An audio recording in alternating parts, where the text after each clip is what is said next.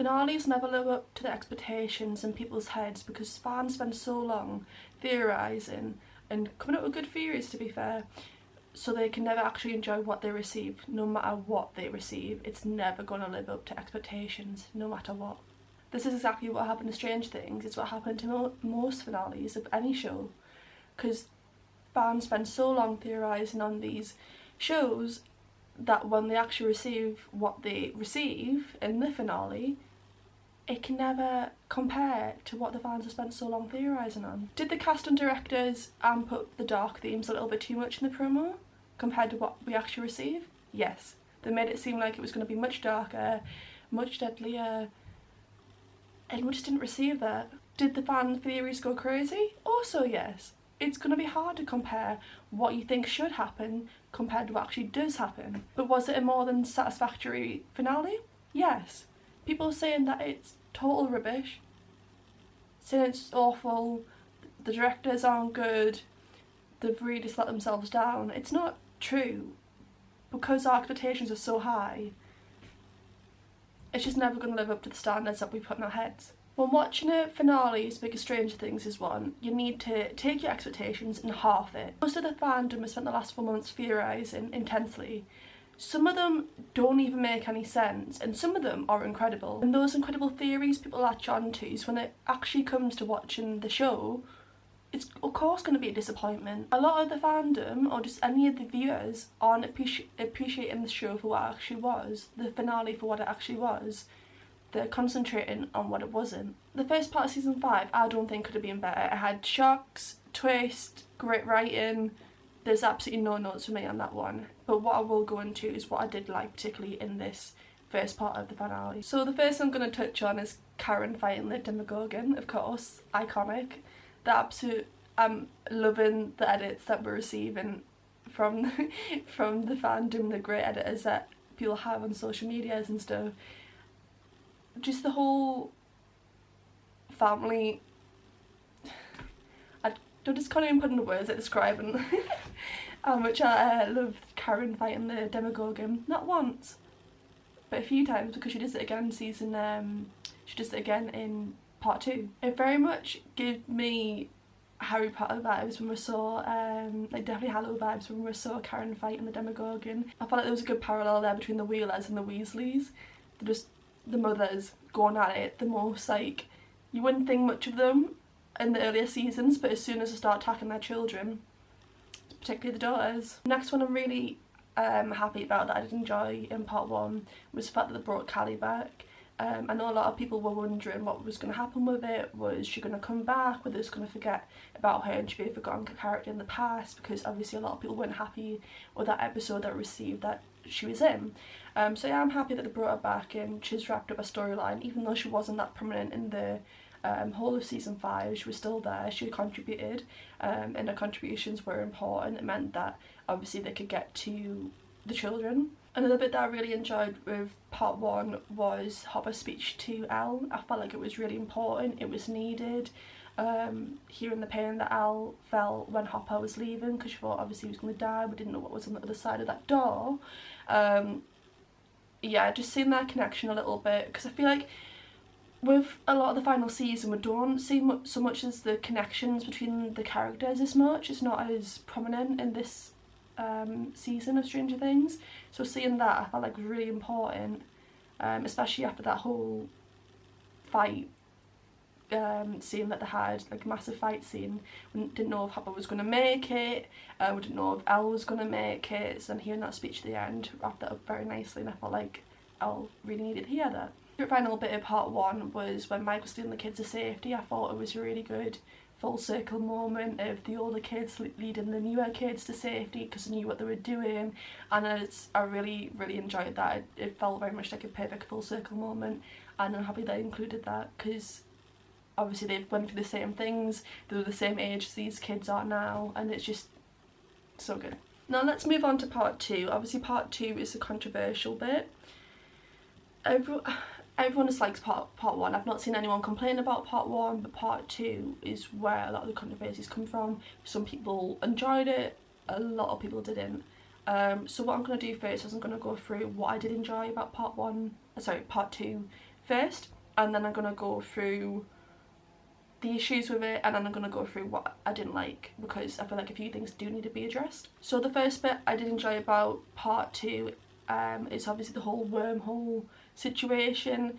The wormholes have been discussed throughout the whole show of Stranger Things. It was mentioned in season 1, it's been mentioned throughout within the lessons with Mr. Clark, and it's the good thing about the Duffer Brothers and the way that they work is things are slowly introduced, but unless you're actively thinking about it, you're probably not going to take it as much of a point to the show's point. It's like something that they were learning, because obviously Mr. Clark was very much a science man, but it always all comes together. The next bit is obviously the resurrection of the Demogorgon. Obviously it wasn't an actual resurrection, but partly kind of, I guess. I don't really know what other way you'd use to describe it, to allow Will to access the hive mind temporarily, because obviously he wasn't able to get close to Vecna or any of the creatures to be able to access it, so I thought that was brilliant.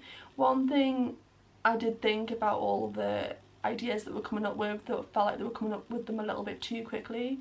It was coming a bit too easy for them to figure it all out. It didn't feel like anything was that much of a struggle in season 5. It was just constantly, obviously I know these kids are geniuses, but these are very, very big subjects that they've got information on, even the children, even all the nerds and stuff. So it felt like sometimes they were getting the answers a little bit too quickly and there wasn't much of a struggle. Seeing, another thing about like relationships and stuff is seeing Mike and Nancy interact. At the end of the day, they are siblings, and I feel like we haven't really, apart from obviously they're going to see the mum in the hospital in part 1, we haven't really seen them actually be siblings, and I did quite enjoy the fact that Mike asked for a gun and Nancy gave him a flare gun. Obviously it was still very useful in the end, but I just thought that was quite cute. And obviously they were looking after Holly at the end. They both ran up to her and had like a nice family reunion. It's just nice seeing like little bits of the relationships. I felt there could have been more on a lot of relationships and stuff like that, and what certain characters mean to other characters throughout the whole show, but obviously there was other things to concentrate on this season. Holly's character development, the way she went from being a scared little girl and blaming herself for her parents being attacked because she didn't do anything because she froze up, to leading the other children to safety, even though obviously she was still terrified, and the other kids didn't make it easy for her. She kept fighting, she kept trying to get out, she kept believing, and eventually she did lead them to safety. Obviously I know she didn't fully get there, the rest of them managed to get help them at the end, but she did absolutely everything she could. She was working cleverly, she got them out of the cave straight away as soon as she realised what was going on, led them to the little bit where Vecna obviously started from, yeah, so, and I just think Nell Fisher's absolutely brilliant for being so young and having so many intense scenes to do, so much dialogue. It's just, I think she's absolutely brilliant. I can't wait to see where she goes next in her career. And finally, my absolute favourite bit is Max's waking up scene with Lucas. Caleb and Sadie absolutely smashed this. I know a lot of people are talking about Sadie, which is deserved, but I would like to talk about Caleb a little bit as well, because I feel like he's not getting his flowers. His reaction to Max waking up was brilliant. Like I couldn't ask for anything better. The way he had to try and portray obviously all the grief from the past 2 years of like losing her, not just there trying to fight to keep her like going and stuff, because I'm sure there'll be a lot of hospital staff that would have wanted to pull the plug, constantly playing the music to obviously, because he knew it was going to do something, and then so portraying that grief but also portraying that happiness at the same time, because obviously you realise it's finally over, we want to keep doing this, but at the same time we've lost all this time, we've started to go through all this at the same time. It's so incredibly hard to do, and he delivered it perfectly. Sorry if the angle changed a little bit there, I did have to delete some things from my from the camera because my SD card got full. But yeah, so that was Caleb, and Sadie's just absolutely incredible. I'm so excited to see where she goes with Spider-Man, and I am quite excited because I am going to see her in the Romeo and Juliet in the summer in London, so I'm excited for that. Now before I get into what I didn't like about season 5, and season 5 part 2 in particular. I want to touch on a lot of the negative feedback that the season has been receiving. Now, a lot of people are throwing around the word plot holes, but they're not coming up with actual plot holes, are just like bits of information that we've already been provided with, or things you can fill in the gaps with. So I thought I'd go over a few of these things to fill in them gaps. One of the things that I noticed coming up a lot was where Susie, Argyle, Dimitri, these characters don't live in Hawkins. Susie and Argyle live in completely different parts of the country to Hawkins. They have no reason to be there. Dimitri has never set foot in America. He's still very much in Russia, probably with his son. That pretty much wrapped up in the season that we've seen him in. We didn't see him again since, so why would he be there? Who opened the door in season 1? The Duffer Brothers have actually told us that Demogorgons don't have powers, so they gave us the indication that it was Elle that did that. She was scared. She let the Demogorgon in because the Demogorgon was chasing her.